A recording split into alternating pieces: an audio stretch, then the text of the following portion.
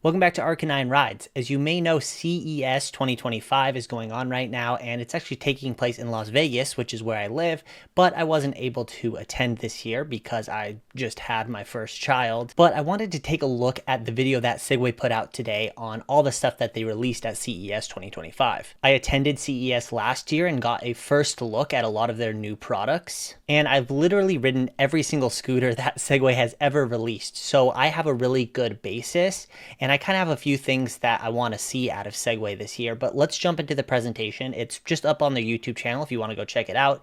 It's 5 minutes long. I haven't looked at it other than skimming through it to see if there was anything worth talking about, and it looks like there is. So let's just start this right up. Welcome to Segway's insider view of our CES showcase. My name is Don, and in this video, we'll walk you through all the exciting announcements we made here on the ground floor in Las Vegas. Beginning with one extraordinary milestone. Segway is officially the global #1 brand in electric kick scooter sales. I suppose this doesn't really surprise me, especially on a global scale. I'm pretty sure on Amazon Go Tracks is still larger, but they might have gotten passed by Segway in the past year, but good for them. But we're not stopping there. At CES, we're launching an all-new third generation of products that represents another evolutionary leap forward. They've done what New has done, which is they've kind of made all of their products fit a similar style. I really like what they've done with this front suspension design. They've kind of embraced it. It's the design that we first saw on the GT1 and the GT2. And as you can see here, it looks like this is their third generation. So everything's related to the number 3. I really like what they did on the last generation where they simplified their lineup. Now they still have some fringe scooters, mostly that are available in like big box stores and warehouse. So like if you go to Sam's or Costco or something, they'll have a completely different model number, but they've really simplified their offering, and it's really great to see that they're bringing back the GT series. So I'll be interested to see what they're doing with that. So curious that they didn't show the ZT3 on here. I assume that's just because it's already out, but it would be cool to see that in their full lineup. But let's keep going. Evolutionary leap forward. With a more futuristic design language, smarter technology, and an even better riding experience, we once again redefined and revolutionized the kick scooter. Oh, literally, there it is. Nice. With a never-ending focus on your adventure and the way you move. We're constantly evaluating the demands of our users and improving our products to meet those needs. Through our research and insight, we identified that practicality, convenience, and safety are 3 core demands that our riders want addressed in their mobility products. In our latest generation, we've equipped more smart and safety features that tackle these concerns and provide even better usability. At the very basic level, we wanted to improve the kick scooter's practicality. So this is a little bit of a different tangent. I won't go into a lot of detail here or rant for too long here, but a lot of this marketing gobbledygook that these companies like to throw at you is not really relevant to your actual experience of like riding and using the scooter. I found that as they've added more and more features, it's just made it more annoying to use some of the products. Like for example, the Max G2 has a safety alarm, except that's a scooter that you can just pick up and walk away with, and a thief isn't going to care if the scooter's beeping at you. But when you put it in a car and the car moves the scooter around at all, then the alarm starts going off. And so you've got the alarm on a scooter going off in the back of your car. It's not really preventing any sort of theft. It's just more annoying. And I don't love when they just add as many features as they possibly can to a scooter for the sake of doing it. But let's see what they talk about here. Which is reflected in its range. With SegRange, our advanced motor and electrical systems work with a proprietary algorithm to increase your mileage by up to 20% compared to competitors with the same size battery, so you can adventure longer and explore farther. Coupled with our fast charge technology that can cut your charging time in half, and an all-new external battery accessory to further increase your mileage.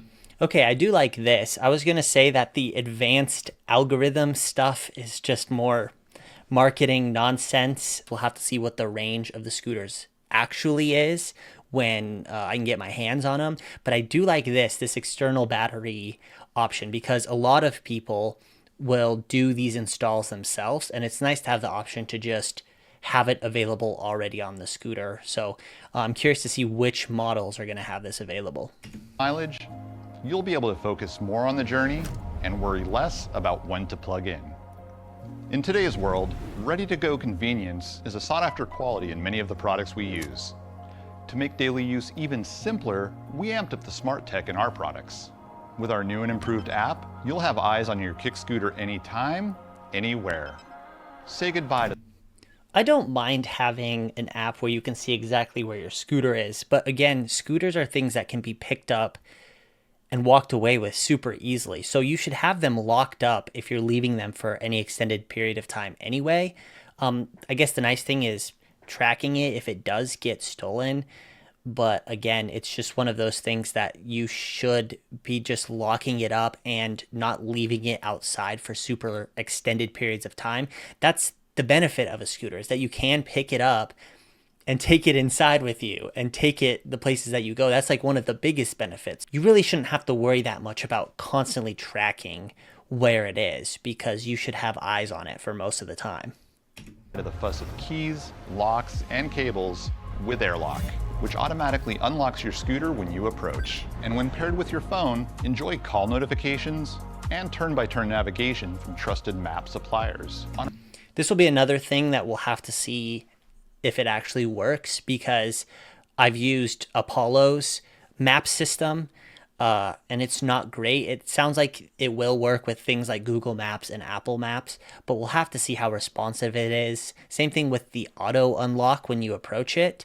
Again, it just goes back to the safety and convenience features usually being just more annoying than anything. Like, I like being able to just walk up to my scooter and turn it on without having to worry about a lock or anything. Now, if the phone app works well and it does just unlock when you walk up to it, then I suppose it's one extra layer of security. But we'll have to see. In my experience, the apps don't work very well, Segways included. On our new TFT Smart Display, alongside real-time ride and device stats. Safety has always been a top priority for our user experience, so we developed Segride. Segride is a holistic approach that optimizes scooter geometry and ergonomics for a stable ride and smooth handling even at higher speeds. We also added a built-in gyroscope, which monitors things like... So I think all they're saying is that they built the scooter so that it rides with some stability. I don't think that there's any extra features in the scooter that is stabilizing it. I think it's just the geometry and the things like the width of the handlebars and that kind of stuff, which admittedly Segway has always been really good about. That is one of the things that the GT1 and GT2 lines of scooters did really well, was that they offered a ton of stability. They had a really raked stem angle, and I did think that they were quite stable at high speeds. Slope angle in real time and provides more power when you need it and less when you don't. Okay, that's interesting. So it sounds like they're going to give you more power when you're going uphill, and it'll back off a little when you're going downhill. Again, that's something that I'm going to have to test and see if that is actually something that is relevant. I kind of like having all the power available all the time, but if you are concerned about range, that is a place where you might be able to save a little bit of range. By combining these technologies with our automotive-grade traction control system, you'll have a safer, more confident riding experience, even when road conditions are unpredictable. The traction control thing was something that was available on scooters on Segway's lineup last generation, but again, it was one of those things that, from a practical standpoint, I didn't really see the purpose, especially on single motor scooters. Now, the place where traction control is great is in dual motor scooters, where it can detect if it's losing traction somewhere, and it can send power to the motors that have traction. I'm not sure exactly what this is offering on a single motor scooter though. Maybe it's gotten better since the last generation, but I didn't really notice it on the Max G2 as being like some sort of amazing revolutionary feature. We're setting a new standard in the kick scooter industry, changing the way you move and transforming everyday adventures into a lifetime of memories by incorporating more tech and features than ever before into our 3rd gen products. Diving into our new product line, we'll start with the Max series, our worldwide bestseller. The all-new Max G3 is the latest version of our flagship kick scooter and represents the most premium commuter in our lineup. We were inspired by our riders taking their scooter 50 miles of max range. Let me see real quick what they claimed was the max range on the Max G2. Okay, so the Max G2 had a theoretical range of 43 miles, it looks like, and this is 50. So I don't know if that is a bump up in battery size or if that's just with their new advanced algorithms that will give you more range. Typically, you can get about half of the claimed range if you're riding in the highest speed mode, which is the way that I always ride on these lower scooters. I want the full speed, the full acceleration. But even if it could get 25 or 30 miles of minimum range, even if you go half of that, I think that is incredible if they're able to keep the same $1,000 price point that they've kept for all these years. beyond city limits. So we've packed the new G3 with even more power, range, and features to handle even bigger adventures. So the motor size, this is a common misconception, is the motor size doesn't necessarily mean more power. There's so many other factors that go into it. The voltage, the controller amperage, a number of other factors. So saying that it has a 2000 watt motor doesn't necessarily mean more power. So it'll be interesting to see if it actually is quicker. I think the biggest thing is if it is faster accelerating. I don't mind the G2 being, a 20 to 22 mile an hour scooter. I think that is a totally fine speed, especially for the people who are using this, like as a commuter, being able to just use like a half helmet and have a nice, safe commuter scooter where you don't have to get all geared up. I think that makes a lot of sense. So I don't necessarily even feel like it needs more speed. Oh, let me go back. So on the previous one, they had hydraulic suspension in the front and the rears were spring. So I assume new G3 with even more power, range, and features to hydraulic. Okay, so it looks like you're getting front and rear hydraulic suspension, which is going to be really nice. The hydraulic suspension is going to keep those wheels planted a little better than normal spring suspension. Handle even bigger adventures. Our F series. Okay, so that was it for the Max G3. That's interesting. It seems honestly very similar to the previous Max G2. It looks like it gets a bit of an aesthetic upgrade and it gets the hydraulic suspension. They didn't mention any sort of speed numbers. So we'll have to see if it actually is faster or if they're using a 2000 watt motor as more of a marketing bullet point, just like we've seen with other scooters where they'll increase the motor wattage, but they actually won't make the scooter any faster or accelerate any quicker. That is not unheard of. But besides that, it looks like the previous features that they talked about in their practicality, convenience, and safety sections, it seems like that is applying to all of the scooters. So you're going to get that upgraded display and the upgraded turn signal pad. But yeah, otherwise it doesn't look like a huge upgrade, but if they can keep the price the same, then it's going to be a no-brainer to, go with the G3. Now, if they're going to want $1,200 or $1,300 for the Max G3, you're probably better off getting the G2. But again, that's something that once I test this scooter out, I'll have to see, and I'll be able to tell you guys if it is worth going for the newest version or if just going with the previous gen is good enough. Okay, I backed up so that we could start at the beginning of the F3 section. Our F series provides a premium riding experience and an exceptional value and should be top of mind for any daily commute.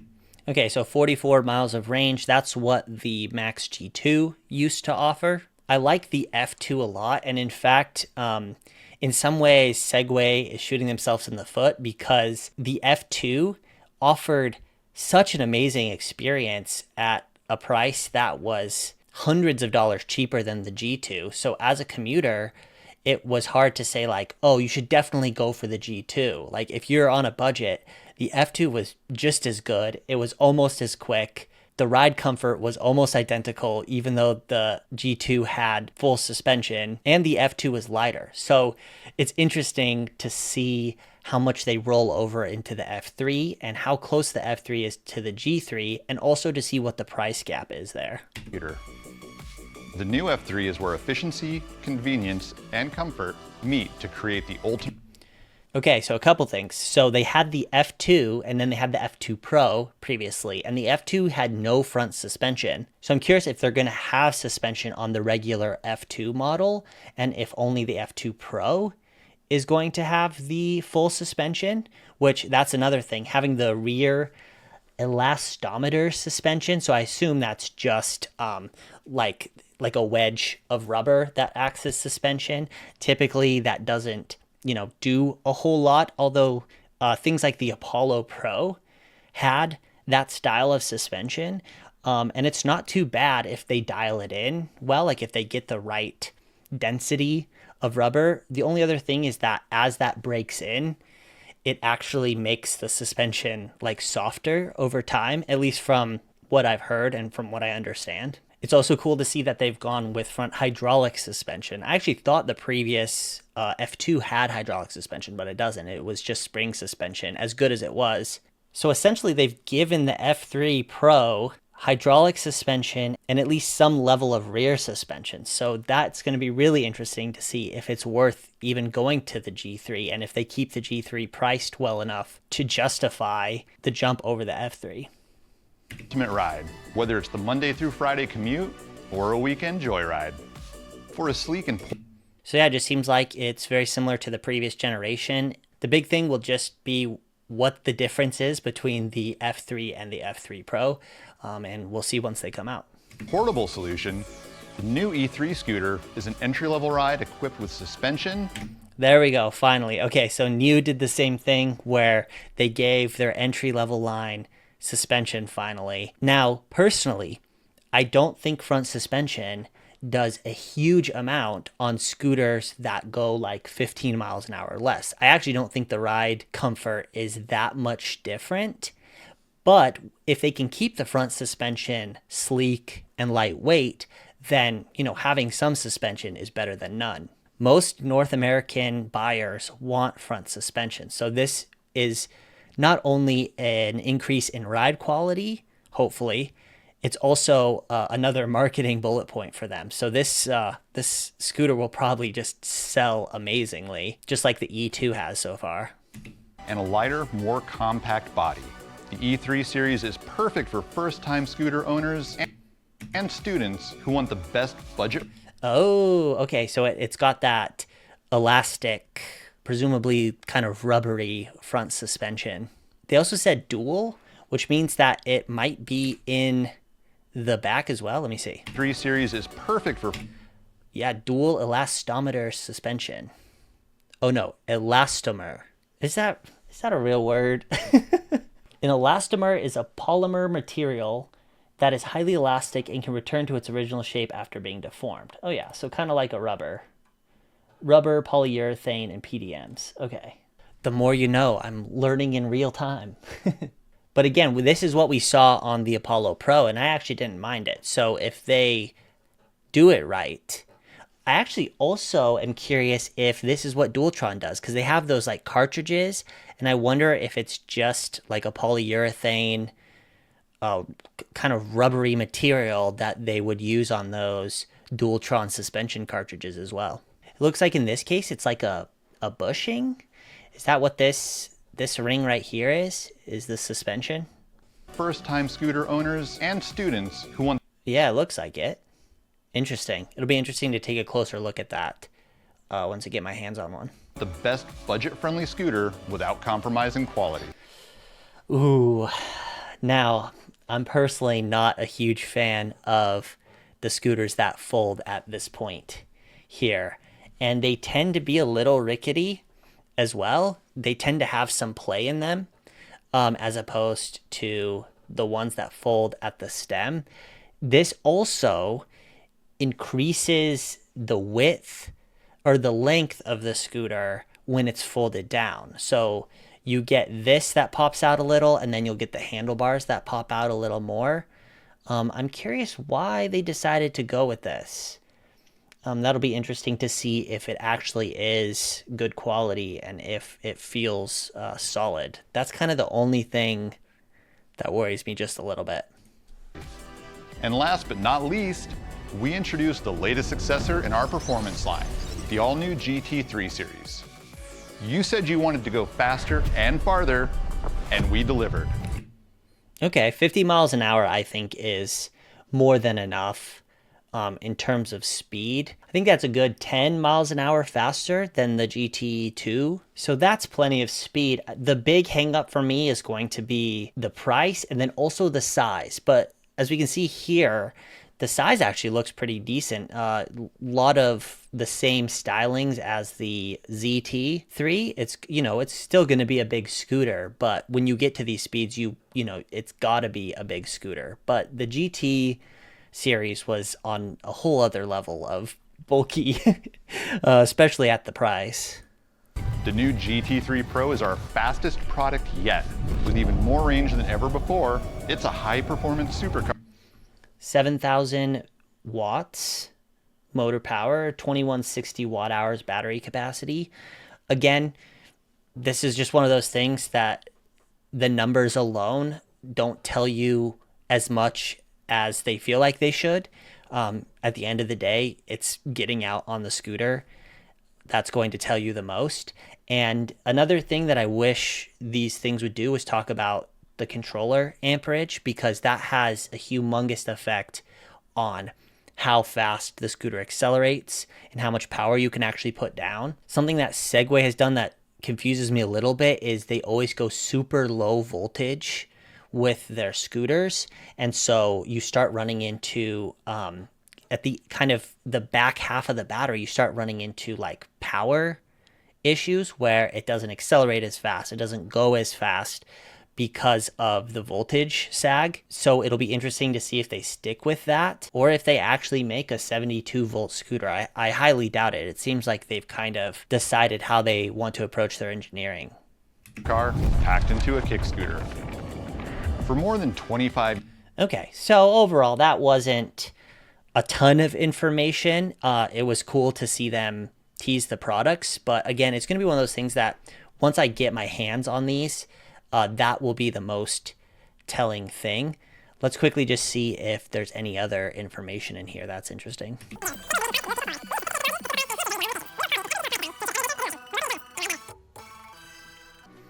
Okay, there wasn't anything else. It was just more marketing mishmash. So, overall impressions.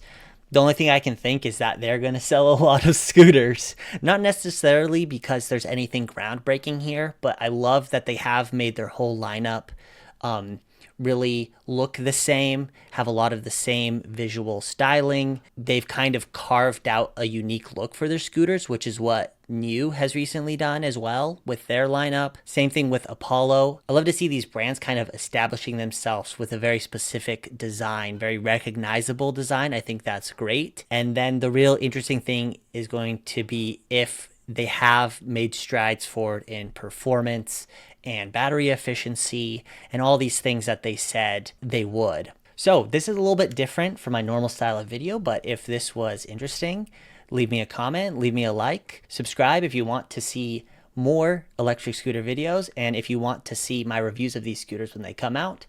Thanks for watching, and I'll see you in the next one.